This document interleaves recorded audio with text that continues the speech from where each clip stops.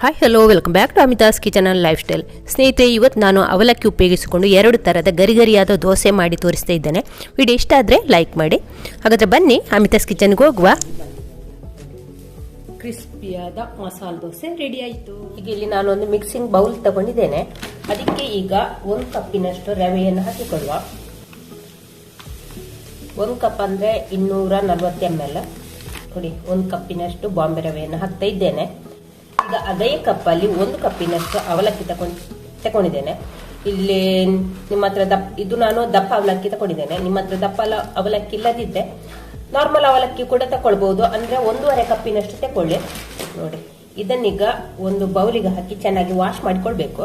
ಇಲ್ಲಿ 1 ಕಪ್ಪಿನಷ್ಟು ಅವಲಕ್ಕಿಯನ್ನು ಚೆನ್ನಾಗಿ ವಾಶ್ ಮಾಡಿ ಸ್ಟ್ರೈನರ್ಗೆ ಹಾಕಿ ನೀರನ್ನು ಸೋಸಿ ಇದಕ್ಕೆ ಹಾಕ್ತಾ ಇದ್ದೇನೆ. ರವೆಯೊಂದಿಗೆ ಹಾಕ್ತಾ ಇದ್ದೇನೆ. ಈಗ ಅದಕ್ಕೆ ನಾನು ಅವಲಕ್ಕಿ ತಗೊಂಡ ಕಪ್ಪಲ್ಲಿ 1 ಕಪ್ಪಿನಷ್ಟು ಮೊಸರನ್ನು ಕೂಡ ಹಾಕ್ತಾ ಇದ್ದೇನೆ. ಇದನ್ನು ಇವಾಗ ಒಮ್ಮೆ ಚೆನ್ನಾಗಿ ಮಿಕ್ಸ್ ಮಾಡಿಕೊಳ್ಳುವ. ಎಲ್ಲ ರವೆ, ಅವಲಕ್ಕಿ, ಮೊಸರು ಎಲ್ಲ ಒಂದಕ್ಕೊಂದು ಬೆರೆಯುವ ಹಾಗೆ ಚೆನ್ನಾಗಿ ಮಿಕ್ಸ್ ಮಾಡಿಕೊಳ್ಳ. ಇವಾಗ ಮೊಸರಿನೊಂದಿಗೆ ಅವಲಕ್ಕಿ ಮತ್ತು ರವೆಯನ್ನು ಮಿಕ್ಸ್ ಮಾಡಿಕೊಂಡಾಯ್ತು. ಈಗ ಅದೇ ಕಪ್ಪಲ್ಲಿ 1 ಕಪ್ಪಿನಷ್ಟು ನೀರನ್ನು ತಗೊಂಡಿದ್ದೇನೆ. ಇವಾಗ ನಾನು ಇದಕ್ಕೆ ಒಂದು ಅರ್ಧ ಕಪ್ಪಿನಷ್ಟು ನೀರನ್ನು ಹಾಕಿ ಮಿಕ್ಸ್ ಮಾಡ್ತಾ ಇದ್ದೇನೆ.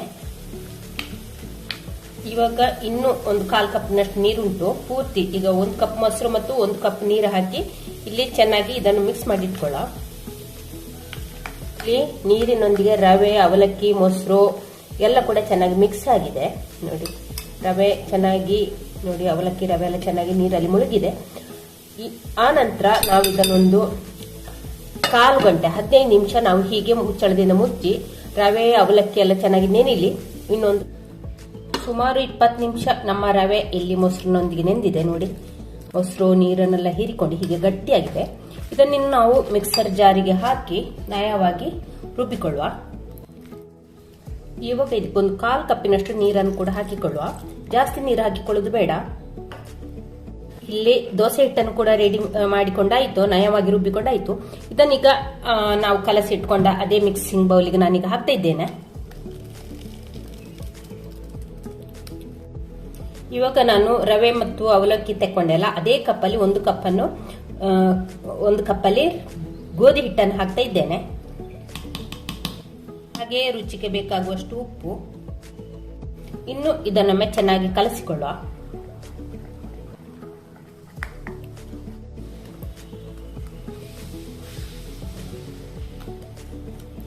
ಜಾಸ್ತಿ ನೀರು ಹಾಕಿ ಕಲಸಿಕೊಳ್ಬೇಡಿ. ಆನಂತರ ನೋಡಿ ನಮಗೆ ನೀರು ಹಾಕಿಕೊಳ್ಬಹುದು. ಅಂದ್ರೆ ಇದು ನಮಗೆ ದೋಸೆ ಹಿಟ್ಟಿನ ಹದಕ್ಕೆ ಬೇಕು. ತುಂಬಾ ಗಟ್ಟಿಯೂ ಅಲ್ಲ, ತುಂಬಾ ತೆಳ್ಳಗೆಯೂ ಅಲ್ಲ. ಇವಾಗ ನಾನು ಇದಕ್ಕೆ ಮಿಕ್ಸರ್ ಜಾರ್ ತೊಳೆದ 1 ಕಪ್ ನೀರಲ್ಲಿ 1/2 ಕಪ್ ನೀರಿನಷ್ಟು ರವೆಯನ್ನು ಕಡಿಯುವಾಗ ಹಾಕಿಕೊಂಡೆ. ಇನ್ನು 1/2 ಕಪ್ ನೀರಿನಷ್ಟು ಮಿಕ್ಸರ್ ಜಾರ್ ಎಲ್ಲ ತೊಳೆದು ಅದನ್ನು ಇದಕ್ಕೆ ಹಾಕ್ತಾ ಇದ್ದೇನೆ. ಇವಾಗ ನಾನು ಇದಕ್ಕೆ ಟೋಟಲಿ 1 ಕಪ್ ನೀರಿನಷ್ಟು ಹಾಕಿಕೊಂಡೆ. ನೋಡಿ, ನಮ್ಮ ದೋಸೆ ಹಿಟ್ಟಿನದೇ ಈ ರೀತಿ ಇದೆ. ಇವಾಗ ಇದಕ್ಕೆ ನಾನೊಂದು 1/2 ಟೀ ಸ್ಪೂನ್ ಅಷ್ಟು ಈನೋವನ್ನು ಹಾಕ್ತಾ ಇದ್ದೇನೆ.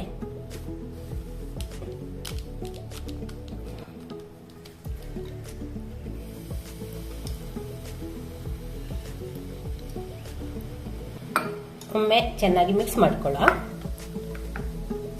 ಈನೋ ಇಲ್ಲದಿದ್ರೆ ಸೋಡಾ ಕೂಡ ಹಾಕಿಕೊಳ್ಬಹುದು. ಏನು ಏನೋ ಬೇಡ, ಸೋಡಾ ಬೇಡ ಅಂತಿದ್ರೆ ನೀವು ಇದನ್ನು ಕಲಸಿ 2 ಗಂಟೆ ಹೊತ್ತಾದ್ರೂ ಇಟ್ಕೊಳ್ಬೇಕು.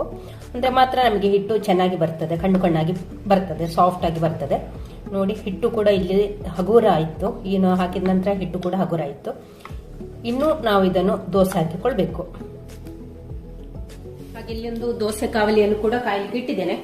ಕಾವಲಿ ಚೆನ್ನಾಗಿ ಕಾದ ನಂತರ ಒಂದು ಸ್ವಲ್ಪ ನೀರನ್ನು ಚಿಮುಕಿಸಿಕೊಳ್ಳುವ. ಅಂದ್ರೆ ನಮಗೆ ನೀರು ಹಾಕುವ ಉದ್ದೇಶ ಅಂದ್ರೆ ಕಾವಲಿಂದ ದೋಸೆ ಚೆನ್ನಾಗಿ ಎದ್ದು ಬರ್ತದೆ, ಮತ್ತೆ ನಮಗೆ ದೋಸೆ ಹರಡಿ ಕೂಡ ಚೆನ್ನಾಗಿ ಆಗ್ತದೆ ಅಂತ. ಬೆಂಕಿಯನ್ನು ಸಿಮ್ಮಿಗೆ ಇಟ್ಕೊಳ್ಬೇಕು. ಅನಂತರ ಇಲ್ಲಿ ದೋಸೆ ಹಾಕಿಕೊಳ್ಳೋ.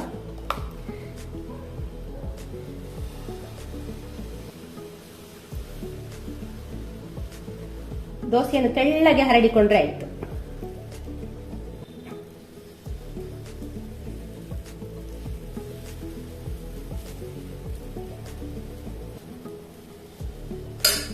ಸ್ವಲ್ಪ ಹೊತ್ತು ಹೀಗೆ ಬಿಡುವ. ಇವಾಗ ನಾವು ಇದರ ಮೇಲೆ ಒಂದು ಸ್ವಲ್ಪ ಬೆಣ್ಣೆ ಹಾಕಿಕೊಳ್ಳುವ. ಬೆಣ್ಣೆ ಹಾಕಬೇಕು ಅಂತಿಲ್ಲ, ತುಪ್ಪ ಹಾಕ್ಬೋದು, ಎಣ್ಣೆ ಹಾಕ್ಬೋದು, ಏನು ಕೂಡ ಹಾಕಿಕೊಳ್ಬಹುದು. ಬೆಣ್ಣೆ ಹಾಕಿದ್ರೆ ತುಂಬಾನೇ ಟೇಸ್ಟ್ ಆಗ್ತದೆ. ನೋಡಿ ನಮ್ಮ 1 ಕಪ್ ಅವಲಕ್ಕಿಯಿಂದ ನೋಡಿ ಎಷ್ಟು ಚೆನ್ನಾದ ಮಸಾಲೆ ದೋಸೆ ರೆಡಿ ಆಯ್ತು ನೋಡಿ. ಇದಕ್ಕೆ ಬೇಕಾದ್ರೆ ಮೇಲಿಂದ ನೀವು ಕೆಂಪು ಚಟ್ನಿ ಹಾಕಿಕೊಳ್ಬಹುದು, ಇಲ್ಲ ಹಿಟ್ಟು ಸ್ವಲ್ಪ ಹಸಿ ಇರುವಾಗಲೇ ನಮಗೆ ಮೇಲಿಂದ ಈರುಳ್ಳಿ ಕ್ಯಾರೆಟ್ ತುರಿಯಲ್ಲಿ ಹಾಕಿಕೊಳ್ಬಹುದು. ಎಷ್ಟು ಚೆನ್ನಾಗಿ ಬರ್ತದೆ ನೋಡಿ. ನೋಡಿ ಕಲರ್ ನೋಡಿ ಯಾವ ರೀತಿ ನೋಡಿ. ತೇಟು ಮಸಾಲೆ ದೋಸೆ, ಕ್ರಿಸ್ಪಿಯಾದ ಮಸಾಲೆ ದೋಸೆ ರೆಡಿ ಆಯ್ತು ನೋಡಿ. ಎಷ್ಟು ಚೆನ್ನಾಗಿ ಬಂದಿದೆ ನೋಡಿ. ಚಟ್ನಿ ಮತ್ತು ಬಾಜಿ ಒಟ್ಟಿಗೆಲ್ಲ ತಿಂದ್ರೆ ಉಂಟಲ್ಲ ಅದರ ಮಜಾನೇ ಬೇರೆ. ನೀವು ಕೂಡ ಒಂದ್ಸಲ ಟ್ರೈ ಮಾಡಿ.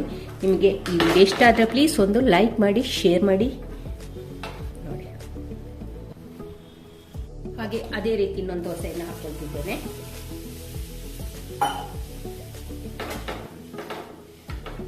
ಅಂದ್ರೆ ಇದಕ್ಕೆ ಸ್ವಲ್ಪ ಸಮಾಧಾನದಿಂದ ಮಾಡಬೇಕು, ಸ್ವಲ್ಪ ಟೈಮ್ ತಗೊಳ್ತದೆ. ಅಂದ್ರೆ ಇದು ನಮಗೆ ಸ್ವಲ್ಪ ರೋಸ್ಟ್ ಆಗ್ಬೇಕಲ್ಲ, ಹಾಗಾಗಿ ದೋಸೆಯನ್ನು ದಪ್ಪ ಕೂಡ ಮಾಡಿಕೊಳ್ಬಹುದು, ತೆಳ್ಳಗೆ ಕೂಡ ಮಾಡಿಕೊಳ್ಬಹುದು. ರೋಸ್ಟ್ ಬೇಕು ಅಂತಿದ್ರೆ ಹೆಚ್ಚಿನವರೆಲ್ಲ ರೋಸ್ಟ್ ಅನ್ನ ಇಷ್ಟಪಟ್ಟು ತಿನ್ನೋದಲ್ಲ. ರೋಸ್ಟ್ ಬೇಕಾದ್ರೆ ರೋಸ್ಟ್ ಮಾಡಿಕೊಂಡ್ರೆ ಆಯ್ತು, ಹೀಗೆ ತೆಳ್ಳಗೆ ಹರಡಿಕೊಂಡ್ರೆ ಆಯ್ತು. ಬೆಂಕಿಯನ್ನು ಒಮ್ಮೆಗೆ ಜಾಸ್ತಿ ಇಟ್ಕೊಳ್ಬೇಡಿ. ಹಾಗೆ ನಿಮಗೆ ಇನ್ನೊಂದು ರೀತಿಯಲ್ಲಿ ದೋಸೆ ಮಾಡೋದನ್ನು ಹೇಳಿಕೊಡ್ತಾ ಇದ್ದೇನೆ. ಹಾಗೆ ಹಿಟ್ಟಿಗೆ ದೋಸೆಗೆ ಬೆಣ್ಣೆ ಹಾಕಿಕೊಳ್ಳುವ.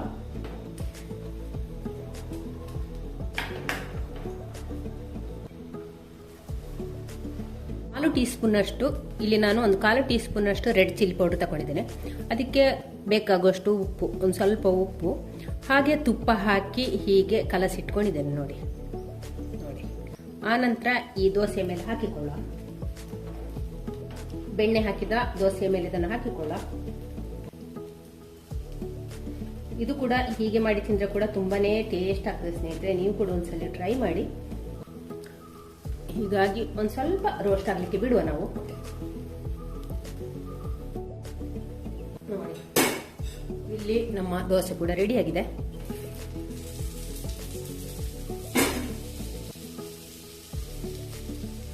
ಎಷ್ಟು ಚೆನ್ನಾಗಿ ಬಂದಿದೆ. ಕ್ರಿಸ್ಪಿಯಾದ ಮಸಾಲೆ ದೋಸೆ ರೆಡಿ ಆಯಿತು. ಸ್ನೇಹಿತರೆ, ಈ ರೆಸಿಪಿಯನ್ನು ಇಲ್ಲಿಗೆ ಮುಗಿಸುವ. ನಾಳಿನ ಹೊಸ ರೆಸಿಪಿ ಅಥವಾ ಬ್ಲಾಗ್ ಒಂದಿಗೆ ಸಿಗೋಣ. ಅಲ್ಲಿಯವರೆಗೆ take care, bye bye. Thank you ಸ್ನೇಹಿತರೆ.